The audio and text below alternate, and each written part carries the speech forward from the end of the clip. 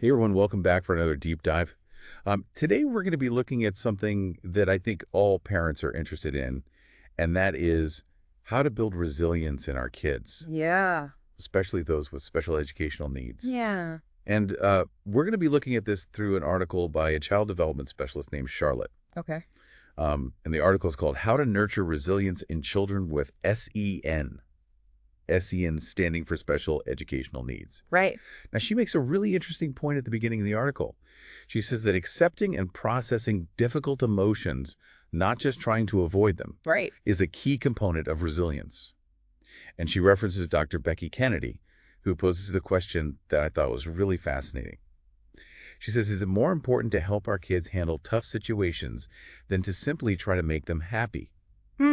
What do you think about that?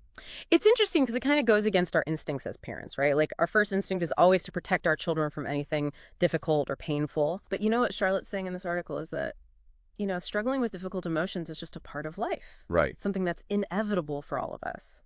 And it's especially important for children with SEN who might experience these emotions even more intensely. Yeah. So think about a child with autism, for example. They might be overwhelmed by sensory overload, or a child with ADHD might struggle with impulsivity and have, difficulty focusing. Yeah. So learning to process these feelings is absolutely essential for their well-being. And it's really about helping them to understand that it's okay to feel these things, and it's okay to, to not be okay sometimes. Yeah, it feels a little counterintuitive, right? Yeah. Because we want to protect our kids. Yeah. But she's suggesting that we actually should lean into those difficult emotions. Yeah. So like, for instance, if a child is expressing feelings of inadequacy, Mm-hmm. she says, be careful not to dismiss those feelings with phrases like, oh, you're wonderful, or don't be silly. Yeah, I think a lot of us do that, right? Because we just want them to feel better. But like you were saying, it kind of makes them feel unseen Right. and unheard. Exactly. Instead, she recommends actually validating their experience, Yeah. by saying something like, I can hear how upset you are. Tell me more. Or, I believe you. I can see how strongly you feel. Yeah.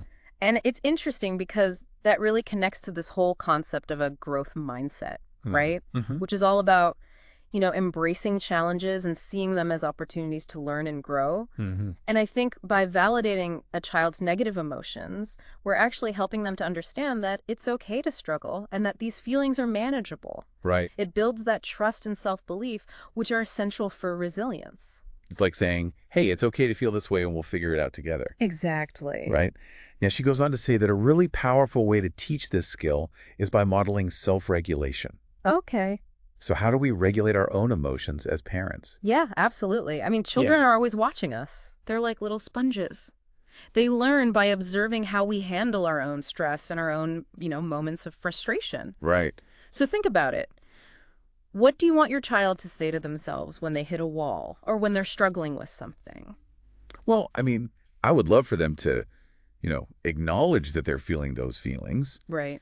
but also know that it's temporary. Mm-hmm.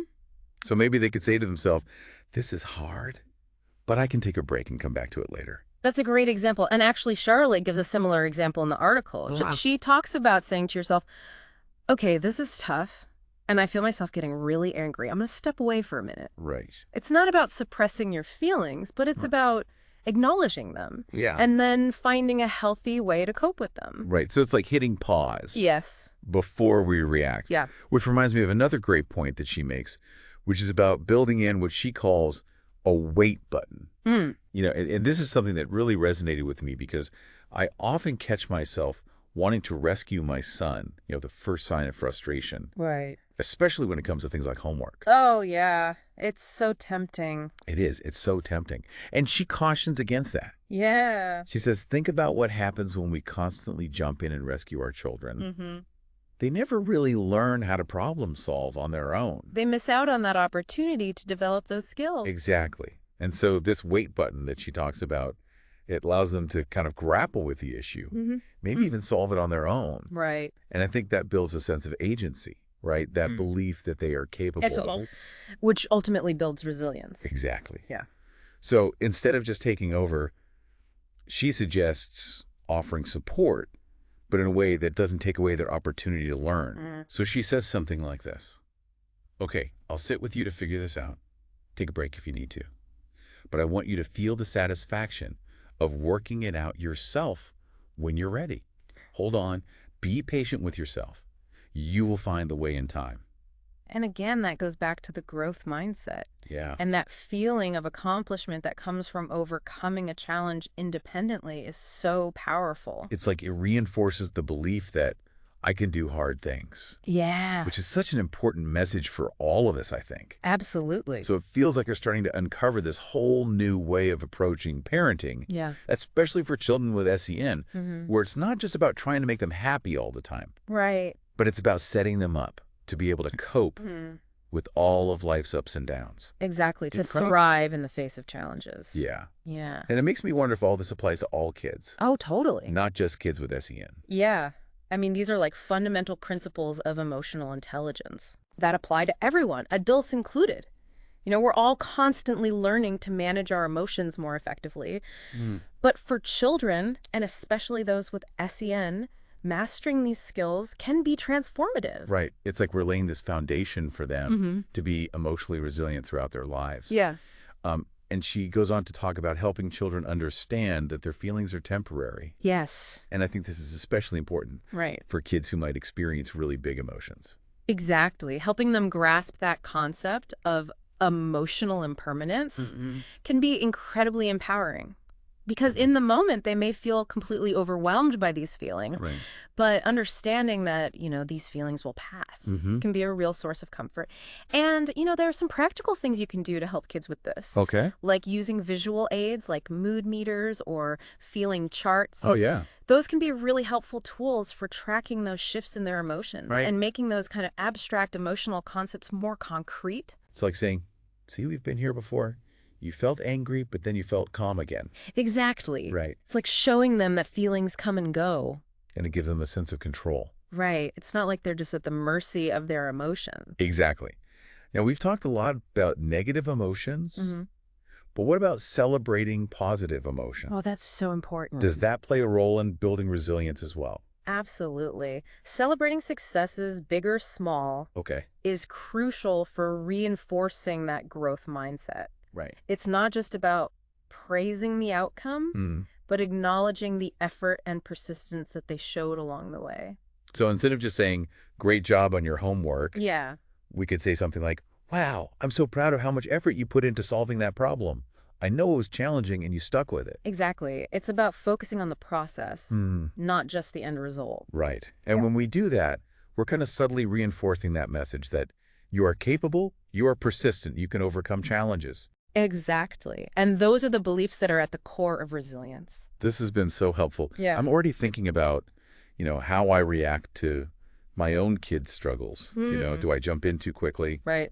Do you model those healthy coping mechanisms that we've been talking about? Right. Am I being that example that I want to see in them? That self-awareness is so important. Yeah. We're all works in progress, right? Parenting is a continuous journey of learning and growth. Right. And we're going to make mistakes. We're going to react out of habit or frustration sometimes. Right.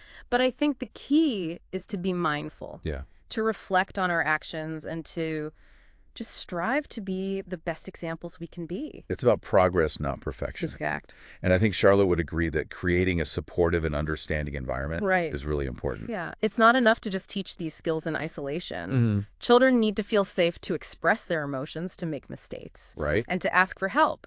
Creating a family culture that embraces these things is absolutely crucial. It's about giving them that sense of belonging and connection. Knowing they're not alone in their struggles. Right. That they're loved unconditionally. Yes. And that feeling of belonging can be a really powerful antidote to anxiety and stress. It gives them that secure base from which they can explore their emotions and build resilience. So much of this resonates with me. It seems like, we're moving away from this idea of shielding our children from discomfort and more toward equipping them with the tools to navigate the inevitable ups and downs of life. Exactly. Yeah. It really is a powerful shift, isn't it? It is.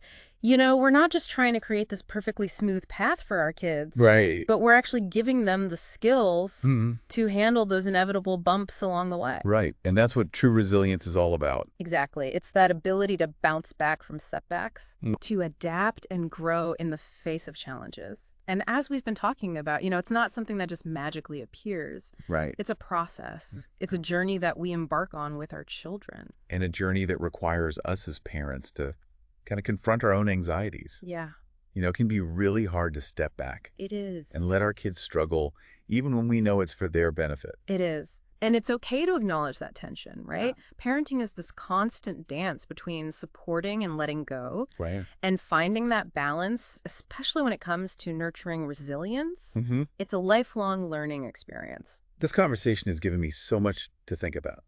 We've covered so much, from accepting those difficult emotions to modeling self-regulation, building in that wait button, and creating that supportive environment.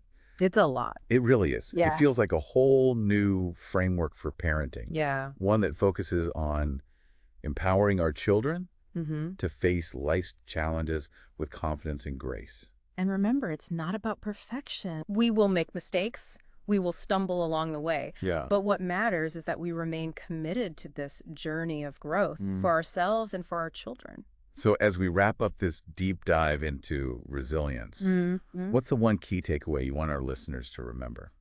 I think the most important thing to remember is that building resilience in our children, especially those with SEN, is not about shielding them from difficult emotions.